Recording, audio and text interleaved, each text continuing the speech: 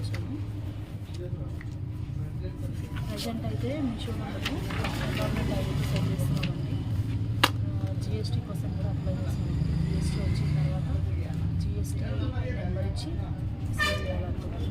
ఓకేనా, మీషోలో ఎలా సేల్ చేయాలి, మీషో సెల్లర్ యాప్ గురించి డీటెయిల్స్ కావాలంటే కింద కమెంట్ బాక్స్లో కమెంట్ చేయండి. నాకు తెలిసిన చెప్తాను.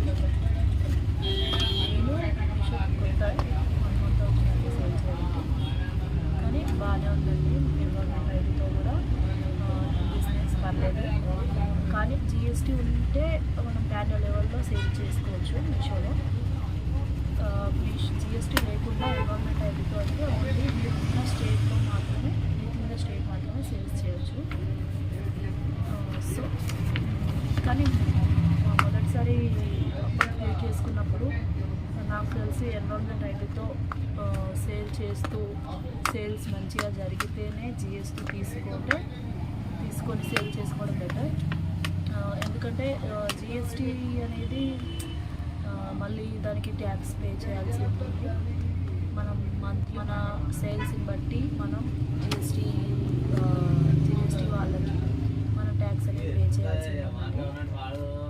కాబట్టి మనం వీలైనంత ఎన్విరాన్మెంట్ ఐడీతో వర్కౌట్ అయినప్పుడే మనకి వర్కౌట్ అవుతుంది అనుకున్నప్పుడే జిఎస్టీ తీసుకోవడం బెటర్. సో మాకు అలా మంచిగా ఆర్డర్స్ వస్తున్నాయి కాబట్టి జిఎస్టీ తీసుకోవడం బెటర్. మనం ఆర్డర్స్ ప్యాక్ చేస్తూ మాట్లాడుకుందాం. ఈరోజు నాకు ఒక 6 శారీస్ ఆర్డర్స్ వచ్చినాయి మీషో నుంచి. మీకు ఒక్కొక్కటిగా చూపిస్తూ ప్యాక్ చేస్తాను. మీషోకి సంబంధించిన ఏ డౌట్స్ వచ్చినా అడగండి, నేను చెప్తాను.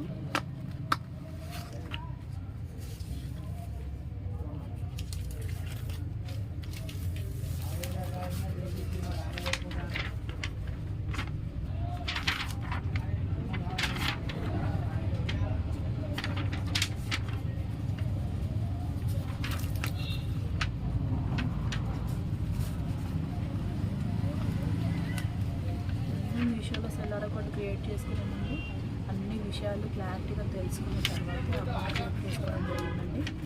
ఎప్పుడైనా సరే దేని గురించి అయినా కంప్లీట్గా తెలుసుకున్న తర్వాత దానిలో దిగాలి, లేకపోతే ఫెయిల్ అవుతాం. అందులో అకౌంట్ ఎలా క్రియేట్ చేయాలి, ఏ డీటెయిల్స్ అడుగుతుంది, ఎలా క్యాటలాగ్స్ అప్లోడ్ చేయాలి, మన ప్రాఫిట్ మనం ఎలా చూసుకోవాలి, అన్ని రకాలుగా చూసుకొని అకౌంట్ క్రియేట్ చేసుకోవాలంటే మన క్యాటలాగ్స్ అప్లోడ్ చేసేటప్పుడు కూడా చాలా జాగ్రత్తగా అప్లోడ్ చేయాలండి. ఎందుకంటే ప్రైస్ సెట్ చేసేటప్పుడు చాలామందికి చాలా డౌట్స్ వస్తాయి. ప్రైస్ సెట్ చేసేటప్పుడు మనకి ఎంత ప్రాఫిట్ వస్తుంది, జిఎస్టీ కూడా ప్రతి శారీ పైన జిఎస్టీ ఖచ్చితంగా యాడ్ అవుతుందండి. డెలివరీ ఛార్జెస్ కూడా యాడ్ అవుతాయండి. కాబట్టి అన్నీ కరెక్ట్గా చూసుకున్న తర్వాతే ప్రైస్ సెట్ చేయాలి. క్యాటలాగ్ అప్లోడ్ చేసినాక ఒకవేళ ఆర్డర్ వచ్చిన తర్వాత మనం మళ్ళీ అనవసరంగా లాస్ అవుతాం. సో అందుకే ప్రతి క్యాటలాగ్ అప్లోడ్ చేసేటప్పుడు మనం అన్ని డీటెయిల్స్ కరెక్ట్గా చూసుకొని అప్లోడ్ చేసుకోవాలి. మనం మళ్ళీ ఏ శారీ అయినా కరెక్ట్గా అన్ని డీటెయిల్స్ కరెక్ట్గా మెన్షన్ చేయాలండి. ఎందుకంటే మనం ఒక కలర్ అని అందులో పెట్టి ఇంకో కలర్ శారీ పంపిస్తే ఖచ్చితంగా రిటర్న్స్ వస్తాయి. కస్టమర్ అనే వాళ్ళు ఖచ్చితంగా రిటర్న్ చేసుకుంటారు. అట్లా రిటర్న్స్ వస్తే మనకే చాలా లాస్ అండి, సెల్లర్ వాళ్ళకే. ఎందుకంటే మీషో అనేది కస్టమర్కి ప్రాడక్ట్ రిసీవ్ అయిన తర్వాత కస్టమర్ ఇంకా ఏదైనా రీజన్స్తో రిటర్న్ చేశారనుకోండి, ఖచ్చితంగా మనకి పెనాల్టీ అనేది పడుతుంది. ఎందుకంటే డెలివరీ వాళ్ళు తీసుకెళ్ళి మళ్ళీ తీసుకురావడానికి ఛార్జెస్ మనపైనే వేస్తారు మీషో వాళ్ళు. సో జాగ్రత్తగా చూసుకొని చేయాలండి, లాస్ అయిపోతారు. లేకపోతే స్టార్టింగ్లో చాలా డౌట్స్ వస్తాయండి. కాబట్టి ఏ విషయాల గురించి తెలుసుకోవాలి అనుకుంటే నన్ను అడగండి, నాకు తెలిసినంత వరకు నేను చెప్తాను. తెలియకపోతే తెలిస్తే తెలుస్తుందని దాని గురించి డీటెయిల్గా చెప్పడానికి ట్రై చేస్తాను.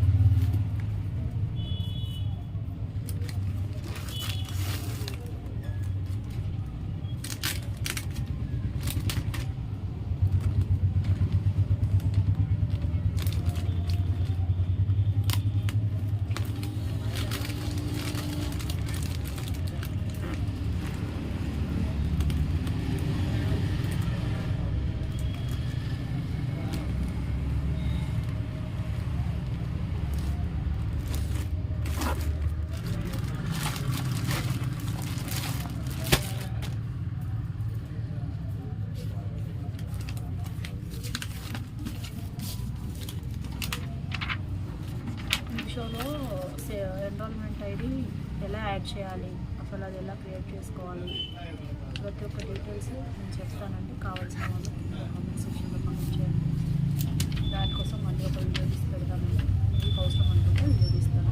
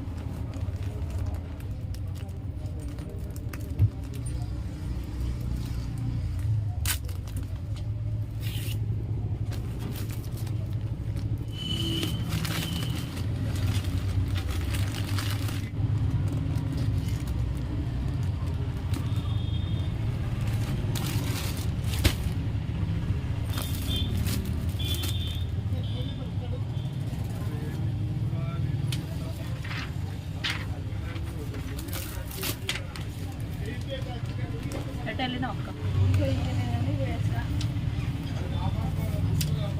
ఇచ్చిందా మరి?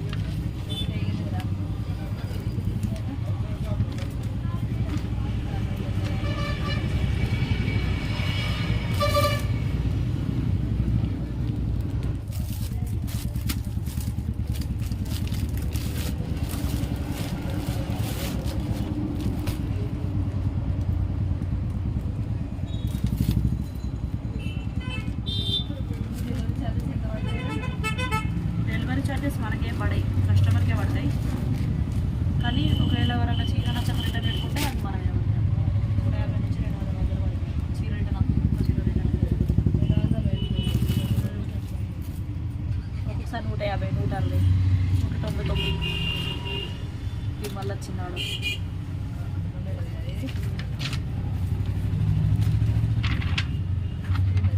ఇది డెలివరీ కాకముందే రిటర్న్ వచ్చింది.